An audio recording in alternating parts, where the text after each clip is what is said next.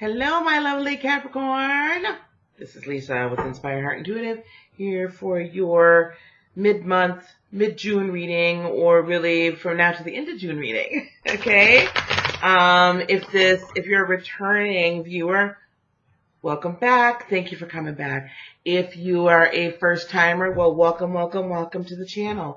Here at this channel, I hope to help you have a spirit-led, whole, and healthy, prosperous, and whole and healthy, prosperous, and peaceful life. That's the goal here, okay?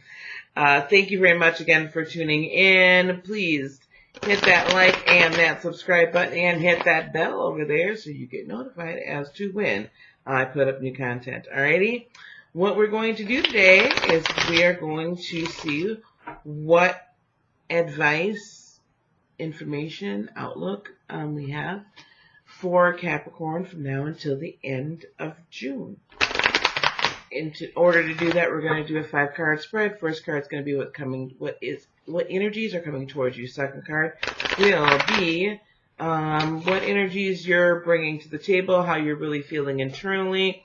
Third card, obstacles. Fourth card, how we're going to overcome those obstacles or potential obstacles. And fifth and final card, potential outcome and or advice. Okay, so let's see what we have for Cap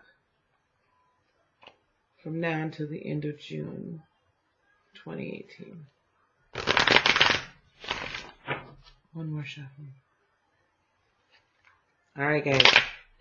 Whew. That didn't go together very well. Alrighty, here we go. Let's cut.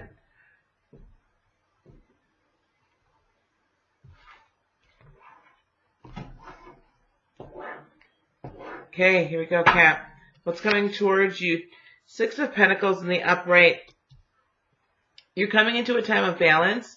You're coming into a time of good collaboration where someone's going to come alongside of you and kind of help buoy you up, right? Help you get through this time period, help you with the project, help you with the situation, but you're going to be helped in how you're going to come to balance. Into balance, that's what's coming towards you. Help is on the way, okay? What you're bringing to the table is right now you're not really feeling like the world is yours, right? You have that belief, but it's kind of sitting there a little bit like in the bag, like, I'm not sure, okay? So, you guys have been through the ringer. Earth signs really have been through it the last probably month, I would say. I've noticed it in your dailies. So, it's okay. We all have those doubts and those feelings every now and again, okay? Potential obstacle. There's potentially still a toxic person that's in your life right now. There's potentially a toxic situation that you're still in right now and that you need to get out of, or you haven't quite let go of that toxic situation yet. It could also be that, this is also strong desires that are unhealthy or potentially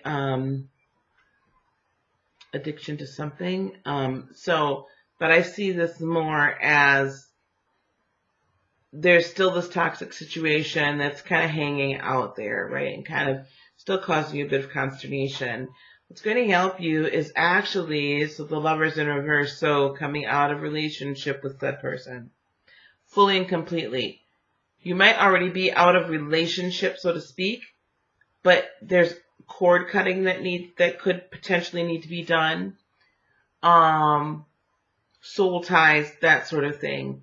That may need to fully, you might need some spiritual work. If you know a Reiki practitioner, you can go to them. I do distance Reiki as well. So not trying to plug, I'm just saying that there's those of us that are out there that can do these things and will do these things for you and help guide you through this process.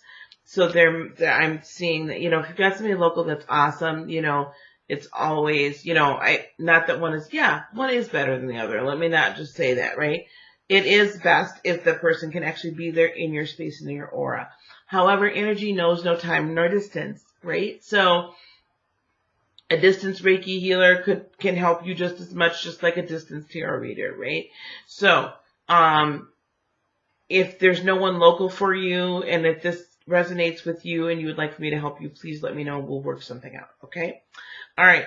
But the potential outcome.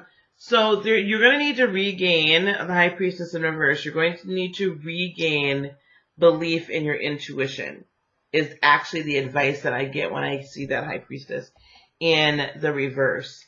Because right now it's a little wounded, right? You're doubting a little bit. You're doubting your radar. You're doubting your hearer, right? You're doubting your ability to hear. And that's normal coming out of considering what you're coming out of. That's a normal thought process. Actually, I don't even think I need to do any clarification. Sometimes it all comes out and I don't need to do anything. But the rest of this month, okay guys, let's look at this. You have the Six of Pentacles in the reverse, in the upright. You have 4 major arcana cards. I've seen a lot of major arcana for the signs for these mid-months, these end of the months. So I feel like June, these last 2 weeks in June are so important right now. So important these last 11 days. That there's some major shifts going on as we're coming into Mars retrograde that need to be cleared up before we get to the retrograde. And that's why I'm really stressing this. Cut the soul ties. Even if you're physically separated from them, whatever, like the breakup has happened, there's still residual ties there, right? And they need to be cut in the right time. And now I'm just going to put it up for your consideration that now is the right time to do something about it. Okay? So that you can get your intuition back and you can trust your intuition. All right?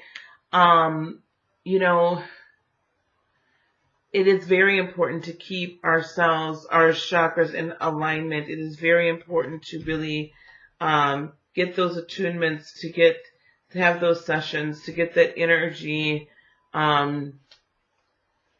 clearing, to get the energy redistribution, to make sure energy is flowing correctly through your chakras. So if you have the opportunity to in person, please do. And if you don't and you need it distance-wise, just reach out to me. You're going to get one more. I wasn't expecting that to come. So the first card I got for you from the Goddess deck is Mayat. I'll see how to pronounce her name. And she's all about fairness. She says the situation will be handled in a fair and just manner. That actually might make more sense than I recognize. When we've had to deal with a toxic situation and a toxic person and getting them out of our lives, a lot of times it seems like it's not fair because they kind of get off scot-free, or it appears that they do.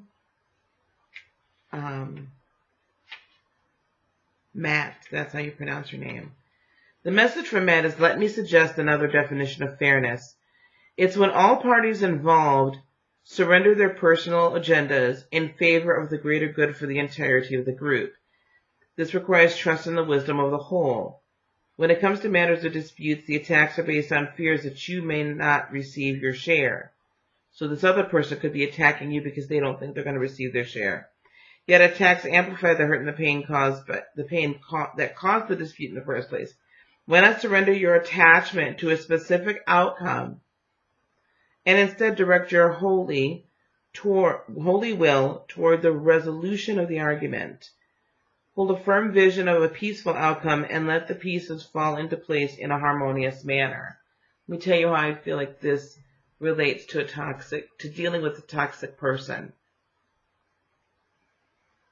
When we get rid of, discard, whatever, the toxic person, remove them from our life, from our world, from our existence, our daily existence, they typically lash right back out, right? Gaslighting, smear campaigns, all sorts of very bad behavior.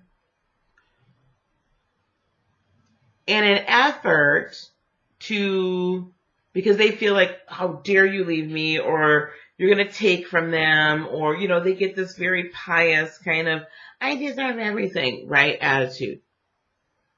And typically what we do, and me too, let's just be honest here, me too. You fight like hell to keep what you feel is really yours. I did the same thing in my divorce. I'm like, we haven't been married that long. We haven't been together that long. No, you don't deserve this. No, you don't deserve that. Hell no. You know, I fought and fought and fought and fought and fought. And at the end of the day, I ended up paying him a sizable sum of money that he didn't deserve it. However, it was what was best for my spiritual life. It was what was best for me to get him out. And I gave it up to the universe. I gave it up to God. Now, all that money that he got from me has done him no good. It's done him no good. He's just as unhappy from what I hear. He's just as miserable. Good riddance. You're somebody else's, you know. Your karma is going to follow you no matter where you go. It's not, you can't escape it. If, you know, it's going to follow you. So I had to release it to bring harmony to the situation. He was slap happy. Gave him the money he wanted. He was just thrilled, okay? It brought a harmonious situation. I don't hear from him anymore. I paid him off. He's gone. He got what he wanted.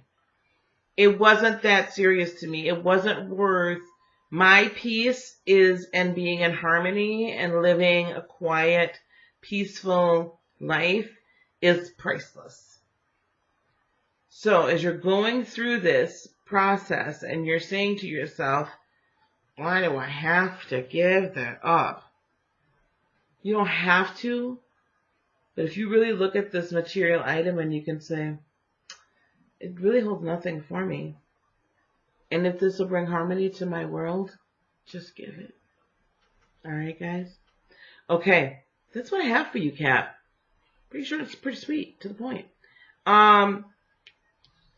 If you, my information is down below to reach out to me. It does talk about readings. We'll have to, if you do want a distance Reiki session, we'll talk about that too separately. But please do like, subscribe, leave me comments, okay? Because I'm going to determine who gets first dibs on July readings by the sign that leaves me the most comments and the most likes, okay? All right, guys, thank you so much for viewing. Thank you for letting me serve you. I really appreciate and love each and every one of you. Peace, blessing, joy today, tomorrow, and for all eternity. Love you. Bye-bye.